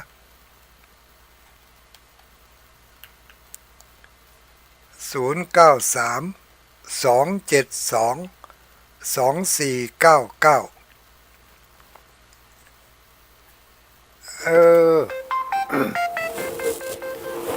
ใครมีไลน์ลองตั้งไลน์มาพอแล้วมาเขาว่าอย่างไรเนี่ยมันจะได้บดีลองโทรเข้ามาแล้วก็ลองบอกมาพอแล้วถ้ามาหาว่าได้พ้องมันอย่างมาบดัง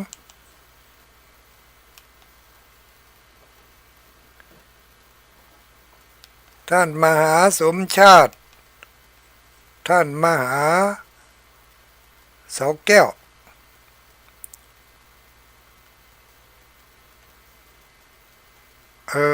โทรศัพท์เขาได้จะรู้โอ้ยเฮ้ย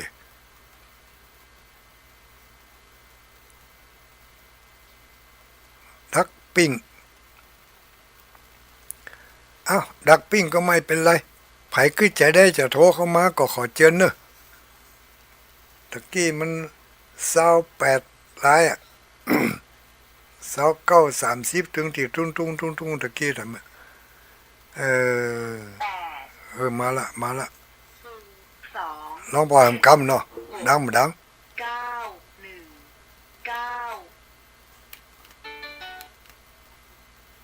เจริญพรอันไหนมันดักปิ้งอ่ะเว้ยไผเอ่ยแม่สุเกียวศิลปรสิทธิอกุ้งละบุญเนอะชัดเจนดีก็ถ้าจะเป็นของเฮาแต่เว้ยโทรศัพท์เฮาถ้าจะรู้แต่เว้ยแต่ชัดเจนแล้วเด้อชัดเจนฟังทางโทรศัพท์ได้แล้วเนาะเจ้าฟังทางโทรศัพท์ได้แล้วเจ้าเจ้ากลับไว้จ่าแล้วตุลุงน้อยสาธุเจ้ารับดีฝันดีเนอะ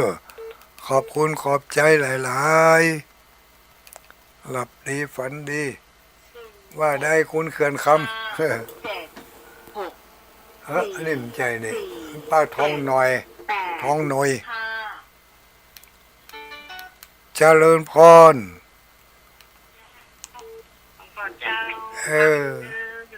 ไผเอ่ยอยู่พะเยาลือต้มเนื้อเจ้าต้มพะเยา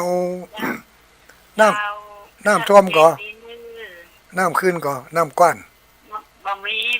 บ่เคยมีเลยบ้านแม่ปืมจังหวัดพะเยาตำบลแม่ปืมนี่บ่เคยมีน้ำท่วมเลยโชคดีกับเปิ้นเนาะนี่ในเวียงพุ่นมันท่วมในเวียงว่าจ้ะนี่มันอยู่ทางนอกนี่บ่ท่วมเนาะต้องบ้านแม่ปืมมันอยู่สูงนี่เนาะมันอยู่สูงเจ้าอนุโมทนาขอบคุณขอบใจเนอะสาธุรับดีฝันดีโชคดีมีใจเจริญพรลูกนั่นเหรอมันได้จะใครได้ไหมก็หาเดี๋ยวกันน่ะกะถ้ามันถ้าได้สตังค์เหี่ยก็จะซื้อสักเครื่องโอ้เสียงเจ้าโจข้ามดอยมาลำปางหน่อยเจ้ามันอ่ะจะเอาจงเสียไฟจะเอาไหลลงน้ำเนี่ยปุ่นอ่ะลองไม่วังไปบึกอ่ะอนุโมทนาสาธุ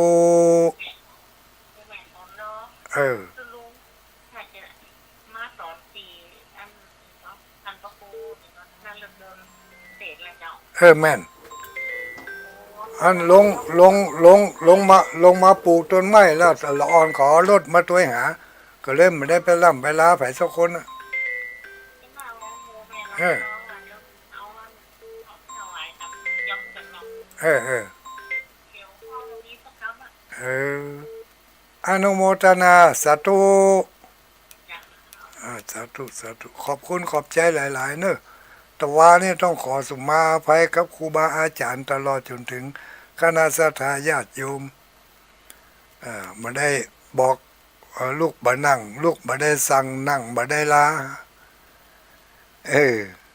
ครูบาอาจารย์ทั้งหลายเอาต้นไม้ไปปลูกหัน2 ต้นเอาไว้กินดอกมันวันหน้าจะได้ไปกินขนมเส้นใส่ดอกนิ้ว แล้วก็ละอ่อนขอเอาโดดลงไปตัวหาแล้วก็เลยบ่ได้บอกได้ลาไปสักคนโอ้ฝนตกมาสู้ตังแต่ว่าอย่างดักปิ้งไปแห่บัดทันได้ฮับเลยเนี่ยไผเอ่ยแม่อุ้ยนี่ไม่อุ้ยหยังไม่อุ้ยปันแก้วไม่อุ้ยปันแก้วโทรเข้าเบอร์ใดนี่มาได้รับเสียงมาได้นะอุ้ยเนี่ยสายนั่นนะถ้าเป็นสายนั่นนี่รับได้ถ้าเป็นสายที่ไลน์นั่นนะต้องเป็นสายนี่อย่างเดียว0932722499เจริญพร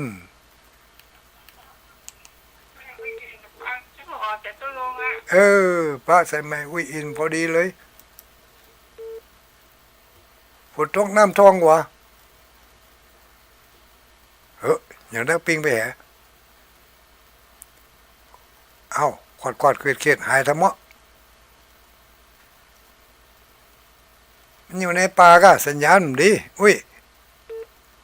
อันนี้หาเซฟนักปิงไปแห464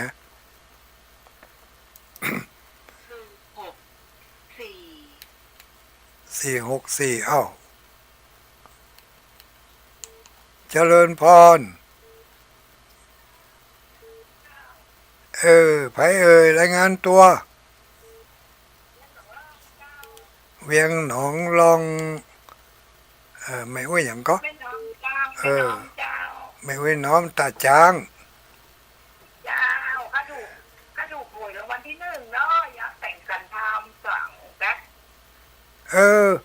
มารอถูกหวยก็มาได้แปลงก็เปิ่นสักเตือ มันมีกี่ประตูกว่าเขาจะถูกมันหอมป้ายมันถ้าไปรอมัน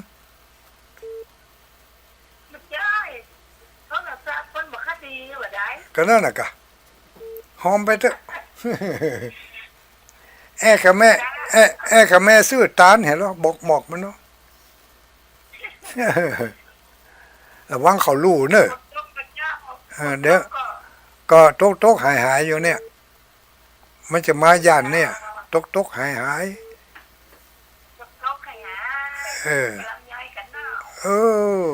แต่ว่าหันเขาขายมันลำไยก็โอ้รถจอดข้างหุนตังจะเป็น10เป็น20กันก็12จะได้ก็เอาใส่2จดหมายส่งมาทั้งเพศผมก็ได้เนอะจะไม่ยังเน่าก็แปลง5สาธุอนุโมทนาอันน่ะเอาโทรมาหำกำแล้วที่สายสุดท้ายเนี่ยโทรมาหำกำตะกี้จะโทรฮับเจริญพรไหว้สาสัญญาณดีแล้วบอฮะไม่อุ้ยรถก็ลงเนี่ยมันอย่างตัดไปเนี่ยก็นั่นน่ะก็สัญญาณมันขอดเขียดมันจะได้หมู่ตะกี้ได้ยินเนาะตอนนี้ตะกี้แค่หัวเสร็จก็ลงคนเดียวแต่เจ้าน่ะดักปิ้งนี่ดักปิ้งรักกันว่ารักกันก็ไม่บอกกับได้ยังบอกออกมาฟังวิดีโอเนอะไม่อุ้ยฟังนะชัดเจนดีเนาะฝนบ่ตกห้ำเนาะเจ็บเข้าหายแล้วเนาะหายไปจากนักอ่ะบอกคาถาไม่อุ้ยเอาไว้กูคือ เออดีดีดีเสริมไปต่อเติมเสริมแต่งไปบุญกำบุญจูมันก็จะได้ต่อเติมเสริมกัน ขอบคุณหลายๆสาธุสาธุเออรับดีฝันดีโชคดีมีใจเนอเจริญพร ไว้สาเจ้าใครเอ่ยว่ามาเลยขจายไผอ๋อหายไปจันเหมือนนี่หายไปไหนฟังอยู่ตลอดจ้าวันนั้นอืมวันนั้นไปไหนมาได้ปะได้หารกันสักคำปะมาได้ปะกันนะจ้ะมาได้ปะกันคนทุกจังหวัดเจ้าอ๋อเดี๋ยวนี้ก็โซเนี่ยเจ้าน้ำน้องก่อน้องวันนั้นวันเดียวเจ้าวันที่ดินสไลด์นะกะเจ้าวันที่ดินถล่มลงตัวต่างนะไฟดับได้2 วันดูต่างรับการดูต่างรับการน่ะดูต่างรับดูต่างนอนกะไฟดำอาโนโมตนาสาธุรับแห่มสายสุดท้ายเนอะสายสุดท้ายแล้วเดี๋ยวสถานีเพิ่นจะไล่ห้ำหัวละใครจะมาปิดท้ายรายการ0932722499ปิดท้ายรายการได้ละเนอถ้าบอกปิดท้ายรายการทุลุงจะอำนวยอวยพรละเนอเป็นอันว่าหมดเนาะอนุโมทนากับศรัทธาญาติโยมทั้งหลายเนอะทุกผู้ทุกคนที่ได้ส่งเสียงส่งสายมาแล้วก็ ได้รับฟังเป็นสาระผ่องสาเลอะเทอะผ่องเกาะขอสุมาอภัยกับครูบาอาจารย์เจ้าทุกตนทุกองค์ขอสุมาอภัยครับพ่อน้อยพ่อนานผู้ทรงภูมิหู้ภูมิธรรมทั้งหลายที่มันพลาดพลาดพังเผลอไปก็ขอสุมาลงท้ายเป็นทรงท้ายมานี่ไหว้สาเจ้าลองโทรพอฮับมาได้ป้องกันนั่งก็ได้ฝากสตางค์มาใน200 บาทสาธุอนุโมทนาขอบคุณพี่น้องทางบ้านห้างต่ำอำเภอแม่อายจังหวัดเชียงใหม่ได้ส่งสัญญาณมาบอกปิดท้ายรายการขอความสุขความเจริญความอายุมั่นยืนยาวปราศจากโรคภัยไข้เจ็บจงบังเกิดมีแก่ญาติโยมทั้งหลายทุกผู้ทุกคนขอให้เจ้าของสถานีจงเจริญกั้นกุ้งรุ่งเรืองยิ่งขึ้นไปทุกคนทุกท่านทุกสถานีด้วยเทินจัตตารโอธรรมาวัฏันติอายุวันโนสุขังปัลลัง